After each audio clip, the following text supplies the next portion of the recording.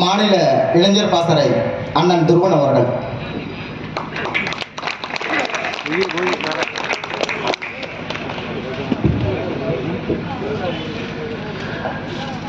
அனைவருக்கும் வணக்கம். மிக முக்கியமான ஒரு நேரத்தில் இது போன்ற சிறப்பானதொரு கூட்டத்தை ஏற்பாடு செய்திருக்கிற இந்த பகுதியினுடைய பொறுப்பாளர்கள், மாவட்ட பொறுப்பாளர்கள் அனைவருக்கும் என்னுடைய வாழ்த்துக்கள். இந்த கூட்டம் மதிப்பிற்குரிய சகோதரி காளியம்மாள் அவர்களை உங்களிடத்திலே வேட்பாளராக அறிமுகப்படுத்துவதற்கான ஒரு கூட்டம். தேர்தல் சமயத்தில் இங்கே இருக்கக்கூடிய மக்கள் தொலைக்காட்சிகள் வாயிலாக, செய்தித்தாள் வாயிலாக நிறைய செய்திகளை படிக்கக்கூடும், கேட்கக்கூடும், பார்க்கக்கூடும்.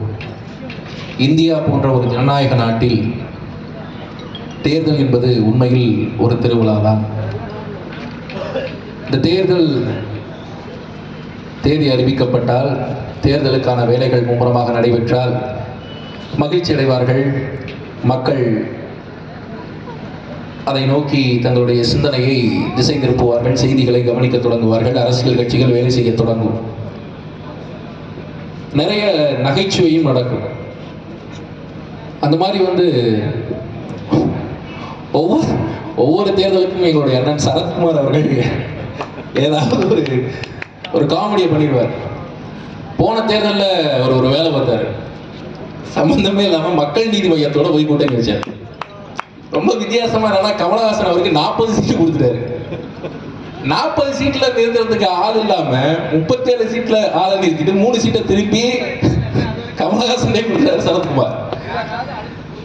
இந்த மாதிரியான ஒரு நிகழ்வு ரொம்ப தமிழக இந்திய அரசியல் அதெல்லாம் ரொம்ப சுவாரஸ்யமான விஷயம். இந்த தேர்தலில் ஏதாவது உருப்படியா செய்வார் அப்படின்னு சொல்லிட்டு நம்ம எதிர்பார்த்திருக்கிற நேரத்தில் பிஜேபியோட கூட்டணி பேச அனுப்புனாரு.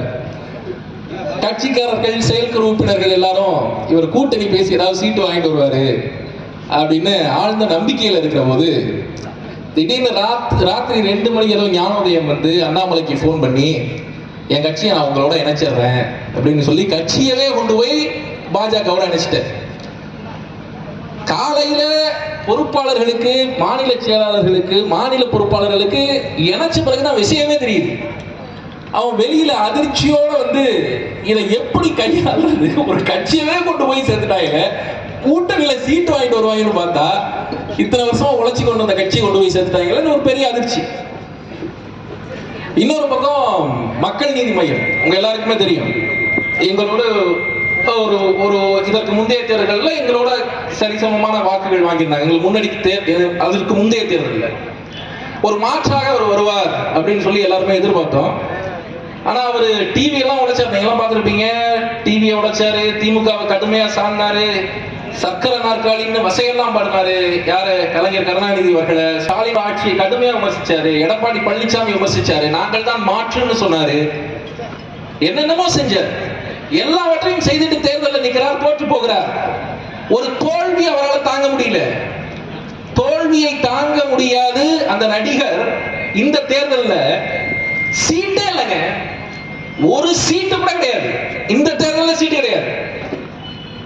ராஜ்யசபா சீட்டை உறுதிப்படுத்திக் கொண்டு தேர்தல் பிரச்சாரம் செய்வேன், அதாவது யாரை எதிர்த்து மிக தீவிரமாக கட்சி தொடங்கினாரோ, யாரை ஆட்சி அரியணையிலிருந்து அகற்ற வேண்டும் என்று நினைத்தாரோ அவரோடு போய் கூட்டணி வைத்து அவரும் சமரசத்திற்கு ஆட்பட்டு காணாமல் போயிட்டார். இந்த மாதிரியான அரசியல் களம், தமிழக அரசியல் களம், இந்திய அரசியல் களம் இது போன்ற சூழ்ச்சிகள் நிறைந்ததுதான். இங்க நீங்க உங்களுடைய இருப்பை தக்க வைத்துக் கொள்வதே மிகப்பெரிய சவாலான காரியம். என் தம்பி அபு பேசும்போது குறிப்பிட்டார், சீமான் மட்டும் தலையை ஆட்டினால், அண்ணன் சீமான் மட்டும் சரி என்று சம்மதித்தால் தமிழ்நாட்டில் பாரதிய ஜனதா கட்சியை நடத்தக்கூடிய இடத்துக்கு சீமான் நகர்ந்து போயிடுவார். திமுக மிக மிக முக்கியமான இடத்திற்கு என்ன சொல்லணும்னா, அண்ணன் சீமானா ஸ்டாலினா அப்படின்னு நீங்க ஒப்பீடு செஞ்சு பார்த்தீங்க அப்படின்னா, ஒருவேளை திமுகவை நோக்கி நாங்கள் நகர்ந்தால் ஸ்டாலினை விட மிகச்சிறந்த பேர், மிகச்சிறந்த புகழ், மிகச்சிறந்த திறமை வாய்ந்தவர் என்ற பெயர் சீமானுக்கு இருக்கு. அதிமுகவை நோக்கி நகர்ந்தாலும் இதேதான் நடக்கும். இது எல்லா வாய்ப்புகளும் அரசியலில் உண்டு. இதை செய்யலாம், கூட்டணி வைக்கலாம், சரத்குமார் போல கட்சியை கலைத்து விட்டு போய் அந்த கட்சியில் சேரலாம். ஆனால் இதை நாங்கள் செய்ய விரும்பல. ஏனென்றால் நாங்கள் எங்கள் மக்களுக்கு வார்த்தை கொடுத்திருக்கிறோம். 13 ஆண்டுகளுக்கு முன்னால் 2010 இதே போன்றொரு அண்ணன் சீமான் அவர்கள் தலைமையில் நடைபெற்ற பொதுக்கூட்டத்தில் பல்லாயிரக்கணக்கான மக்களை திரட்டி வைத்துக் கொண்டு என்ன வார்த்தை சொன்னோமோ அந்த வார்த்தைக்கு உறுதியாக இன்று வரை இந்த மண்ணில் ஒரு அரசியல் கட்சி இருக்கிறது. அன்று பதிவு செய்தோம், எந்த தேசிய கட்சியோடும் திராவிட கட்சியோடும் கூட்டணி இல்லை என்று சொன்னோம்.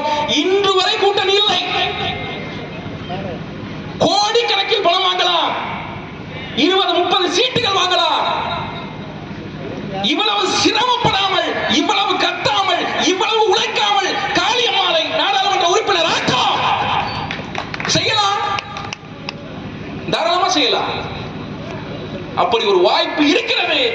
இருந்தும் அது சரியில்லை. ஏனென்றால் நாங்கள் அரசியல் கட்சி ஆரம்பித்தது இவர்களை எதிர்த்துத்தான் ஆரம்பித்தோம். எங்களுக்கு முன்பாக இவர்களை எதிர்த்து அரசியல் கட்சி தொடங்கியவர்கள் காலகாலத்தில் இவர்களிடத்தில் சரணடைந்தார்கள். அந்த தவறை செய்யக்கூடாது என்று இன்று வரை எதிர்த்து தனித்து நிற்கிறோம். இதை மக்கள் முதல்ல புரிஞ்சுக்கணும். இதை மக்கள் மிக தெளிவாக புரிந்துவிடும். எல்லா வாய்ப்புகளும் இருந்தும் அதை இடது கையால் புறக்கணித்து விட்டு உண்மையாக மக்களுக்காக களத்திலே நிற்கிற ஒரே கட்சி சமகாலத்தில் நாம் தோழர் கட்சி மட்டும்தான். இன்னொரு கூடுதலான செய்தி என்னன்னா, சமீபம் நான் ஒரு 8 மாதங்களுக்கு மேலாக என்னுடைய தாய் கிராமத்துல வாழ்ந்துட்டு இருக்கேன். நான் கிராமங்களில் வாழ்ந்து பழக்கப்பட்டவன் கிடையாது. ஒரு 30 ஆண்டுகளுக்கு மேலாக நான் நகரத்தில் வாழ்ந்தவன். ஒரு வேலை காரணமா 8 மாசமா நான் கிராமத்தில் வாழ்ந்துட்டு இருக்கேன். இந்த கிராம சூழலை இந்த திராவிட அரசியல்வாதிகள் ஒட்டுமொத்தமாக நாசகரமான ஒன்றாக மாற்றி வைத்திருக்கிறார்கள். ஒரு வேலை நடக்குது, வேலைக்கு ஆள் வேண்டும் என்றால் முன்பு போல கிராமங்களில் இளைஞர்கள் வேலைக்கு வருவது இல்லை, அவருடைய தகப்பன்மார்கள் வேலைக்கு வருவதில்லை, பெண்கள் வேலைக்கு வருவதில்லை. என்ன காரணம்? நிறைய பேர் சொல்லுவாங்க அவர்கள் அதனால் வேறு இடங்களுக்கு வேலைக்கு சென்று விட்டார்கள் என்று. உண்மைதான். ஆனால் கூலி வேலை செய்யக்கூடியவர்களும் டெய்லி வேஜஸும் தினக்கூலிகளும் இன்றும் கிராமத்தில் இருக்கிறார்கள். அன்றாட வேலை செய்து தங்களுடைய குடும்பத்தை ஓட்டக்கூடியவர்கள் இருக்கிறார்கள். அப்படி உழைக்கிற ஒவ்வொரு